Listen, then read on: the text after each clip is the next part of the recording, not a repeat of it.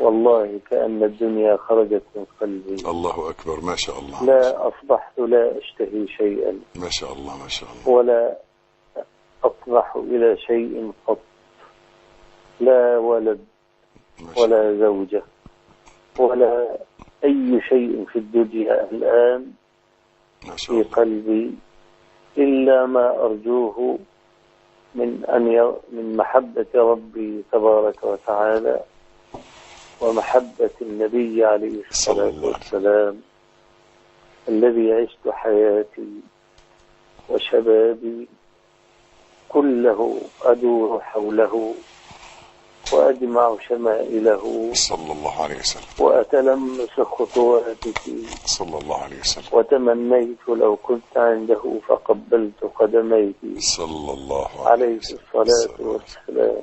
ربنا يحبك ويرضى عنك ويشفع فيك. ثم والله صلى الله عليه وسلم، ثم والله لئن رأيت صفحة وجهه مرة صلى الله عليه وسلم لأخرجن من أهلي ومالي حتى أرى صفحة وجهه مرة،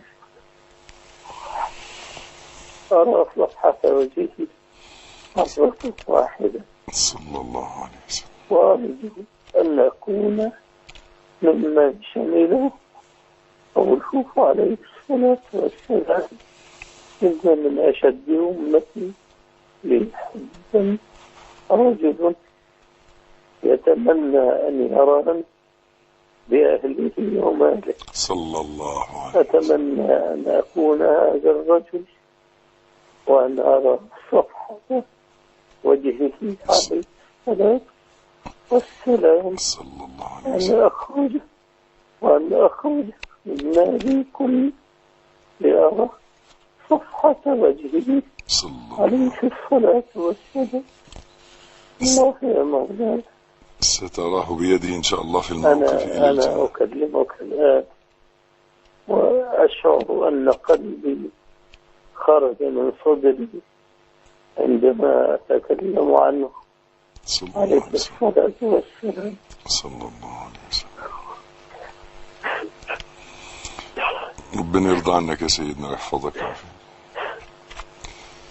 ويسأل الله عز وجل أن يحشرك مع النبي محمد صلى الله عليه وسلم، ونحن نشهد لك أنك خدمت سنة النبي صلى الله عليه وسلم ونافحت عنه وصفيت أحاديثه ودفعت عنها، فنرجو لك بذلك أن يشفع فيك النبي صلى الله عليه وسلم وأن تراه وأن تحشر معه وأن تدخل الجنة معه إن شاء الله.